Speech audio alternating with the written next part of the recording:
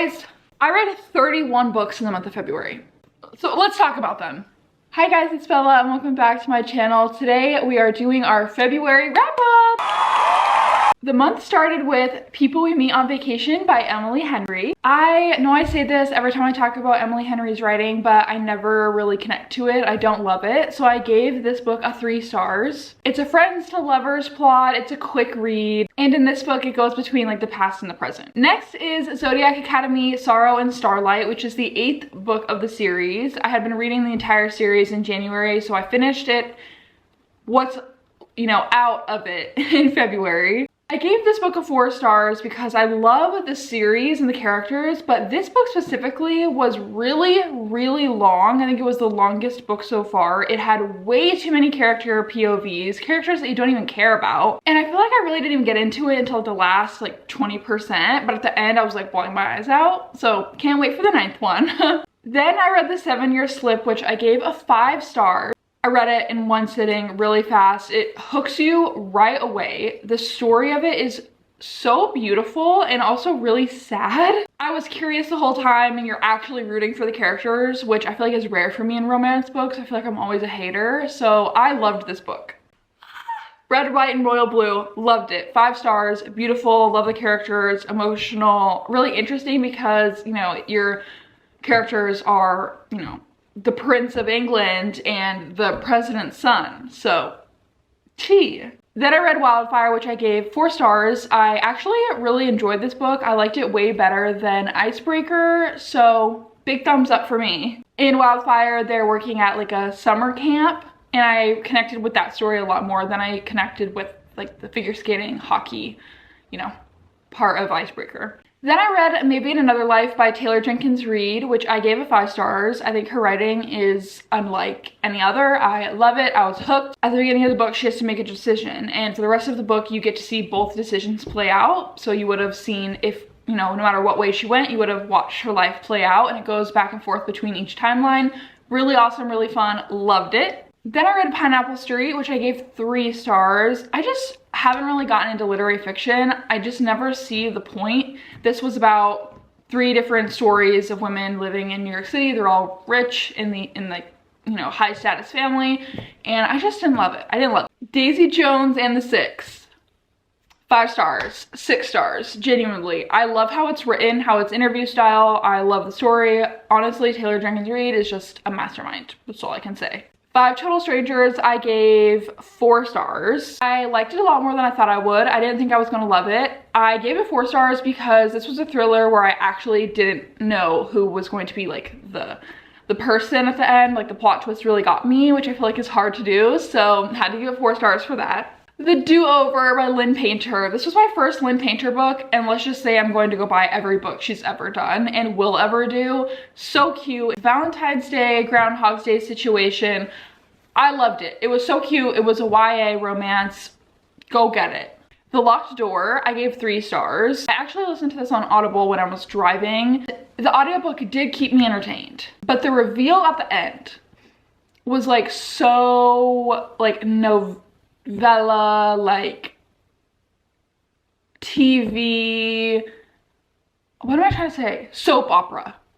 It was not believable, not realistic, and I was just like, this ruined it for me. So 3 stars. Honestly, I should have given it 2 stars. The Island, I gave it 3.5. I loved this concept so much. It's a remote island where a bunch of influencers get invited to stay before it opens to the public and people start dying, and you gotta figure out who's the killer. I loved the idea. It was a quick read. I like the short chapters. The reveal at the end was pretty good. Why does Natasha Preston leave off all of her books with another giant cliffhanger? Like the last paragraph or last sentence of every book is another cliffhanger, and I'm like, girl, you're not making a second one. Why do you gotta leave off on like that? Leave off on it like that. Like you discover what happened, but then there's another mystery and then it's over. So, oh, okay, then I read Butcher and Blackbird, which has just been all over the internet. It's been taking the internet by storm. I rated it 4 stars. It's definitely spicy, pretty spicy. It's a unique storyline though. It's 2 serial killers that fall in love, and it's like their relationship over the span of years. And it left off on a really good cliffhanger, so I'm excited to see where she takes the series from there. Night Shift. I actually saw this on TikTok. The author was promoting it. I gave it a 3 stars, but like a high 3 stars. I actually really enjoyed it. I didn't think I was gonna like it. I'm not like that type of romance girl. Like the school, the sports, that's not my genre, but I actually really enjoyed it. I liked the main characters a lot. There was a decent amount of spice. The only thing is the main character was like pretty childish and it was hard to like connect with her, but I did love the main character, the male. Then I read The Brutal Prince, which I gave 4 stars. This was my first book where it was like crime boss, crime families, mafia type style romance. There was some good spice and a really good ending. It left off on a good cliffhanger. And I know that she has a lot of books out on this series, but they all follow different members of the family. And I'm not really interested in the other members of the family, so I'm probably not going to continue it. But I did really enjoy it. I gave it a 4 stars. Next, I read The Haunting by Natasha Preston. I gave it a 3 stars. I think she's really good at giving you plot twists that you don't expect. And then once you get, you know, a reveal, then like you get another reveal right after. And so it's kind of just like bam, bam, bam. Again, leaving off on a crazy cliffhanger. Okay. I think she does a good job though. It's a good thriller, good writing. It keeps your attention. You're always really stunned. So I gave it a 3 stars. I honestly feel like it could have been 3.5, but I guess I gave it 3. Girl Abroad, I gave 3.5. Love this idea. Girl goes to London for a year abroad to room with a bunch of girls, and when she gets there, the girls are guys. And she ends up falling for 2 guys in London, and it's given New Girl. It's given New Girl, and I ate it up. I really ate it up. I loved it. There was some spice in it. The love triangle with 2 sexy men. I feel like it would be a really good movie, but I did think that the book was a little long, so that's why I only gave it a 3.5. It was like over 450 pages, I think. I don't know, that was kind of long for like a romance. It was a little long. Oh, the other thing is this was the first like love triangle romance where both men were like perfect options. Like I wasn't rooting for one man or the other. Well, I kind of was, but both of them were like amazing men. So at the end, when she got with the one she did, I was like, I'm okay with it. Then I started reading Ali Hazelwood books, which is actually going to be in a video coming out in a few weeks where I spend the week reading Ali Hazelwood books. So I don't want to talk too much about them because I really do dive deep on my video. I started with Check and Mate, which I gave a 2.5. I know this is her first YA. I didn't connect with the chess. I genuinely thought it was like 99% chess and 1% romance. But if you want to hear my opinions on all these Ali Hazelwood books, check it out in my video coming out soon. Then I read The Love Hypothesis, which I liked a lot more. I gave it a 4 stars. I don't love the science storyline. I know it's like her whole thing, but I don't connect. There was cute banter though. It's the trope where like you pretend to date, like fake date, and then you fall in love. So cute little romance. Love on the Brain, which I gave 2.5 stars. Didn't love this one as much. And I read Bride, her first like paranormal romance, and I hope she continues to write stuff like this or even try like a little short fantasy story. Loved this one a lot more. I gave this 4 stars. Then I switched over to How I'll Kill You, which this cover is so freaking cute. I didn't love the ending. I thought it was really sad. I liked the idea of this book a lot, but I didn't love the execution. It's basically about 3 sisters and they had a really hard upbringing, hard childhood in and out of foster systems, and they decide to lure men in and date them just to end up getting rid of them. And it's the youngest sister's first turn to make her pick, and she ends up falling in love with him. So I gave it 3 stars. I read There Are No Saints by Sophie Lark, and Sophie Lark's the same person who wrote Brutal Prince. So I was like, okay, I'm gonna eat this one up. And I did. It's really short. It's like 250 pages. I ate it up. I read it so fast. There's good banter. It's super dark romance. It's kind of like Haunting Adeline, where it's like the stalker storyline and very spicy. It left off on a really big cliffhanger. So I was like, okay, I'm going to immediately go into the next one. I rated this a 4 stars. And then I picked up There Is No Devil, which is the second one. It's like a duology, and it picks up right after There Are No Saints. And I am sorry to report, this is the first book that I have ever DNF'd. I got to like chapter 5 and I immediately was like, one, can't do this. 2, it was too much spice, and I eat up the spice. Like, I don't care how spicy or how crazy it gets, but the first like 5 chapters of this were allspice, and I was like, where's the story? This one was fun because it's like the chase, it's the hunt, and they end up together at the end, but then they're together and you kind of like, okay, no, I don't care. Then I tried to move on to one of Holly Black's like first fantasy series, and it was called Teeth, and no. So after I DNF'd my first book, I immediately started another and DNF'd my second one, and that was really crazy to me, and I was like, oh my god, am I like entering my slump? But no, it was terrible. Terrible read, couldn't get into it. I read about to 60%, and I was like, what is even happening? This is so bad. I know it's like from the early 2000s, so maybe it's just like one of her first few, but I literally went and returned that book because I was like, I actually can't. So to pull myself out of my reading slump, I decided to start the Shatter Me series. So I read Shatter Me, Unravel Me, Ignite Me, and Restore Me. In literally 24 hours, I read all 4 of these books. I'm hooked. So I have a few notes. Starting with the first one, Shatter Me. She starts off in an insane asylum. Love that. I love true crime, and that was like one of the coolest parts.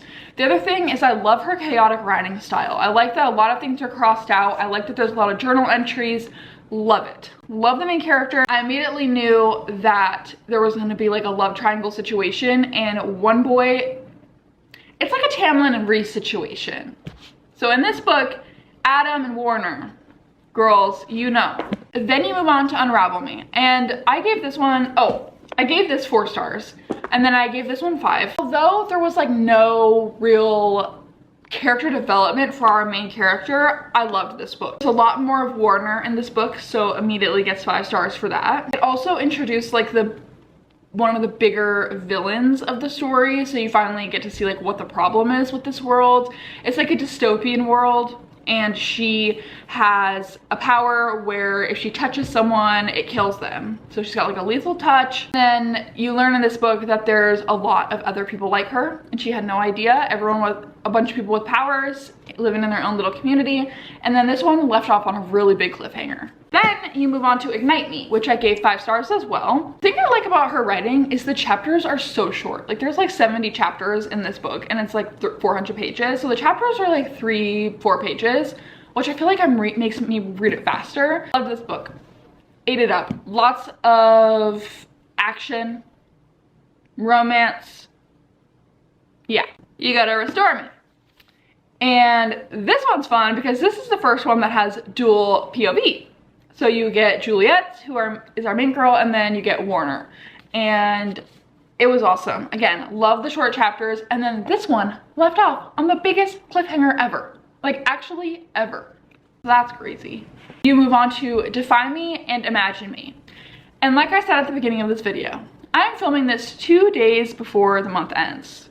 So today I am going to read both of those books. I can't give my opinion on them because I haven't read them yet, but I am going to read both of them today. So just want to put that out there. I'm gonna finish the series today, even though there's a ton of novellas, so I'll probably get those. I'll get those too. The last 4 books, I started the Dark Tower series by Stephen King. It's my dad's favorite series. He said I had to read it, and so I decided to pick it up and surprise him and start reading it. Only read to the 4th one because my dad has all the books and I want to just get them physically from him so I don't gotta buy them on my Kindle. So I don't have a lot to say about this series quite yet. Enjoyed it so far. It's about, honestly, I can't even explain it to you. It's really high fantasy. There's a lot of back and forth between like a destroyed civilization, and they go through like these portals that go to like the real world in like the 80s. It's kind of confusing, but I am really enjoying it. I've given every book 4 stars except for the first one, The Gunslinger. I gave 3 stars, but I'm slowly working on that, so maybe I'll finish it in March and I'll talk more about it in my March wrap up. But yeah, those are the 31 books that I read in the month of February. How I did that? Honestly, I have no life. I get asked this a lot on TikTok. People are like, girl, how do you read so much?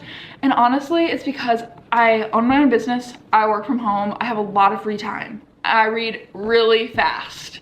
So I'm able to knock out a book, sometimes 2 in a day, depending on how much I want to read. So that's how. But anyway, that is my February wrap-up video. I hope you guys enjoyed it. I was kind of all over the place, and I'm so excited to see what books I end up reading in March.